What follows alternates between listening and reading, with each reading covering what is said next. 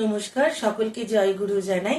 পরমপ্রেমময় শ্রী শ্রী ঠাকুর অনুকূল চন্দ্রের অনুস্মৃতি গ্রন্থ থেকে কিছু অংশ পাঠ করছি। চিকিৎসাতে চাস যদি তুই আত্মপ্রসাদ টাকার নজর না দিয়ে তুই রোগীর পানে তাকা।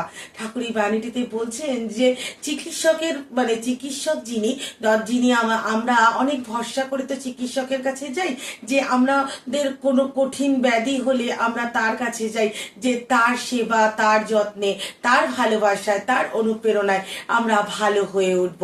কিন্তু আজকালকার যে চিকিৎসক, তারা মানুষকে ঠকাচ্ছে, মানুষকে ঠকিয়ে টাকা নিচ্ছে। কিন্তু ঠাকুর বলছেন, যদি চিকিৎসক তার যে ধর্ম, তার ধর্ম মানুষ সেবা করা এবং নিঃস্বার্থভাবে মানুষকে সেবা করা, সে যদি সেটা করে তাহলে কিন্তু সে তার মনের তৃপ্তি, প্রত্যেকটা কাজের তো আমাদের একটা তৃপ্তি আছে, যখন আমরা সেই তৃপ্তি অনুভব করি তখন কিন্তু কাজটা এমনিতেই ভালো হয়ে যায়। তো সেই মনের তৃপ্তিও সে যেমন পাবে, ঠিক তেমনই কিন্তু সে টাকাও পাবে। কারণ যখন ভালো ডাক্তারকে কিন্তু আমরা ভালো ফিস দিতে কোনো মানুষই কিন্তু দ্বিধা বোধ করে না।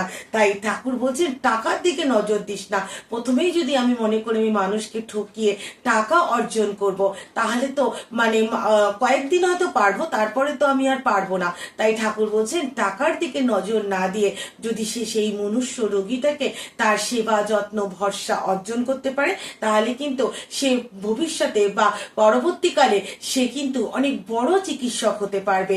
তাকে প্রত্যেকটা মানুষ ভরসা করতে পারবে, ভরসা করে নিজের জীবনকে তার হাতে অর্পণ করতে পারবে।